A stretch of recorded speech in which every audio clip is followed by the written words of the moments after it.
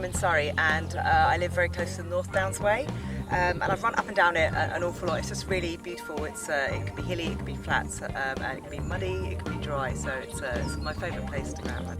I discovered it when I was training for the Marathon des Sables. I needed to do lots and lots of running, and I bought lots of OS maps and just found some trail running routes, took the maps in my bag, I went out running and discovered it. Everything when I'm running. Sometimes, because I run for a very, very long time, sometimes I have music to distract myself, or audiobooks, radio, and other times I like to think about the races I've got ahead, try and plan that. I often think about what I'm having for dinner and food a lot of the time. So I mean, it's a time for me just to kind of go through lots of things in my mind. I run about 5 to 6 times a week.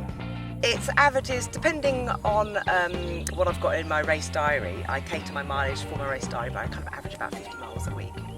So next I've got a race called Man v Horse, where runners race against 50 horses. I've got Chicago Marathon, which is where I'm going to finish the 6-star World Marathon Majors. And I've also got, I think I've got another ultra marathon coming up, a 50 miler towards the end of the year.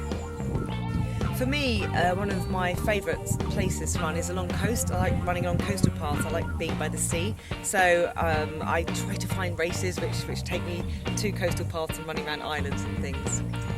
I think I'm lucky enough to be running with the people I really enjoy running with. So I run a lot with my husband, and there's a core set of friends who we tend to go out and do races and things together, running trips. And so it's always them. I'm comfortable running with them.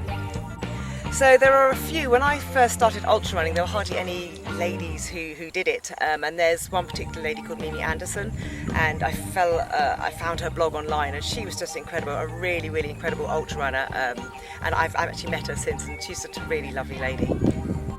So if you want to go into ultra running, don't be intimidated by it. It's actually more accessible than you think. The things which will be different to running, say, a marathon or a half marathon are you have to really, really know your nutrition. So you have to work out what it is you can eat whilst you're running. You have to have proper food. So figure that out. And most ultra marathons are along trails. So get used to running on the trails. So there are a few ultra marathons which would be great to start with. There's a company called XEnergy. They do ultra marathons which are multi-stage, so they're day on day. You can do one day, you can do more than one day. But the great thing about them is they are open to walkers and runners, so there's no cut-off time to run against, so you don't have that pressure. So for me, they were my first race, and I ran, and I figured if I couldn't run anymore, I could walk it to the end, so it's a great place to start.